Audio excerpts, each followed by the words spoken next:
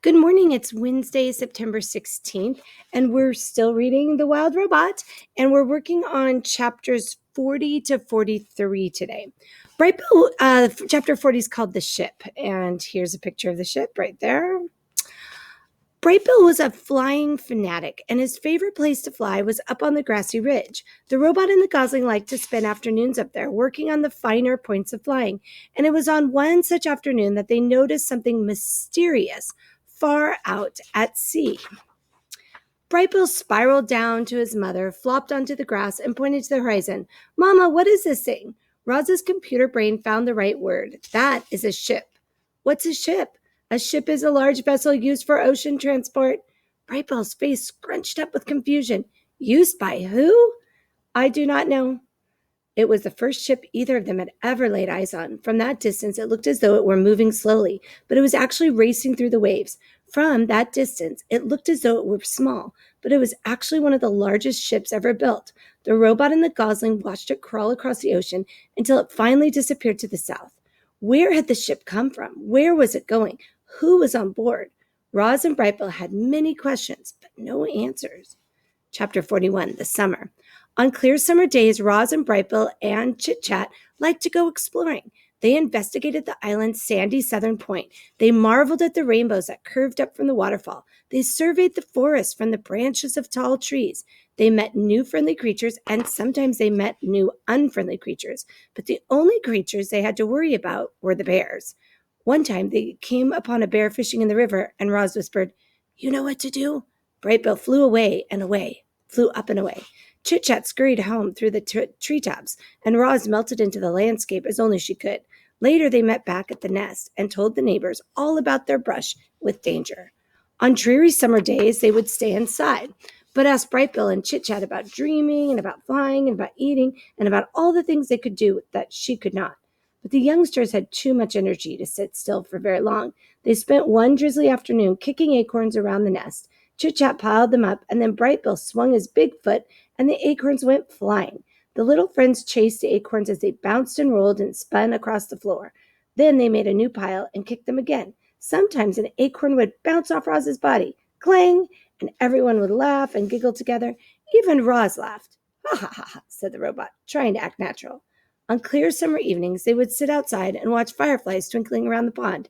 Then they'd lie back and gaze up at the darkening sky. "That big circle is the moon," said Chit Chat, "and those little lights are called stars.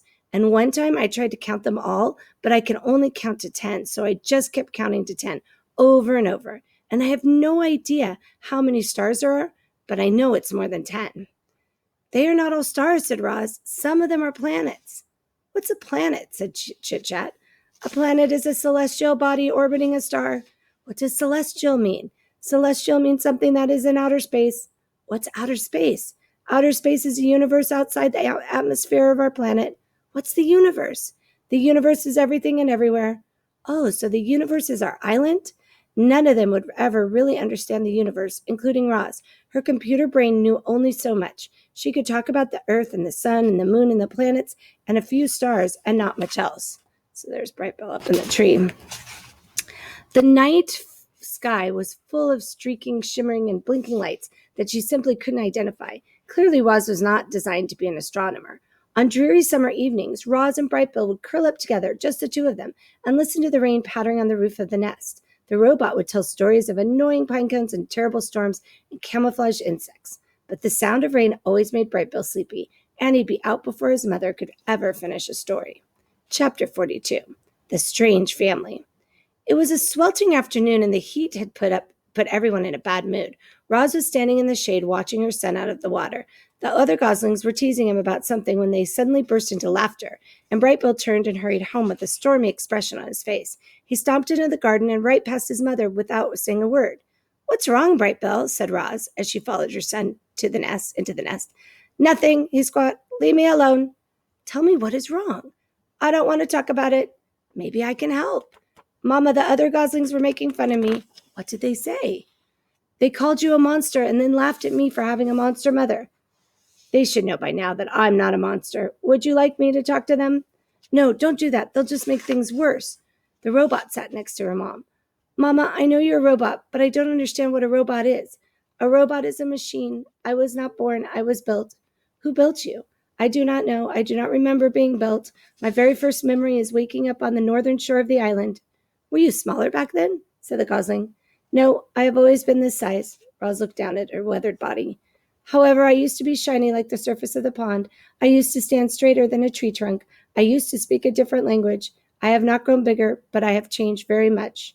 The robot wanted to explain things to her son, but the truth was that she understood very little about herself. It was a mystery how she had come to life on the rocky shore. It was a mystery why her computer brain knew certain things, but not others. She tried to answer Bright Bill's question, but her answers only left him more confused. What do you mean you're not alive? Squawked Bright Bill. It is true, said Roz.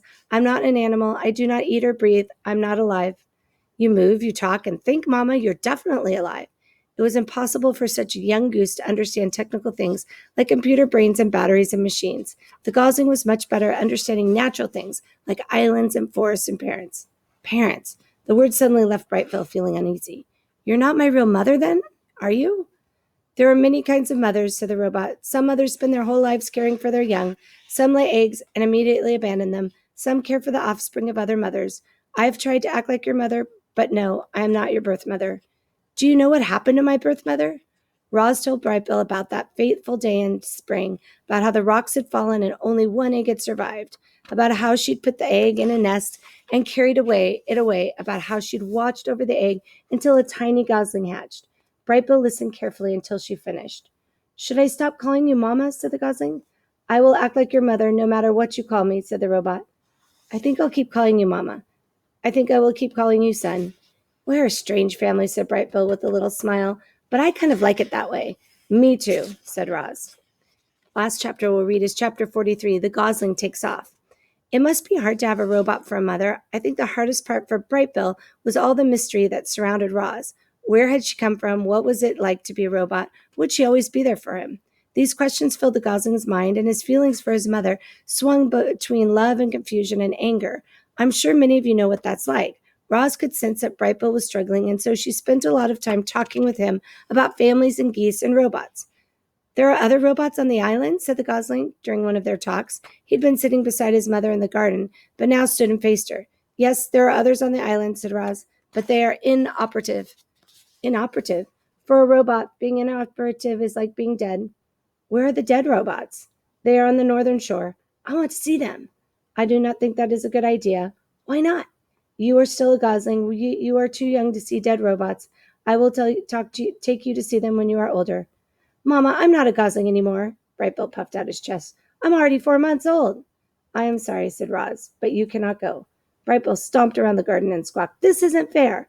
I promise I will take you to see them when you're older, said the robot. But I want to go now. Please calm down.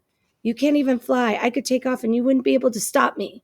Roz stood, and her long shadow fell across her son. The gosling could feel his emotions swinging wildly, and for a moment he was actually afraid of his own mother. Without thinking, he sprinted toward the pond, beat his wings, and flew away. So tomorrow we'll read The Runaway, which is chapter 44. So on your slideshow, there is a link, and that link is a little Google form quiz for chapters, I think it's 26 to 38. So you'll want to finish that link. That's the only thing to do for the Wild Robot today. Have a good day. See you tomorrow.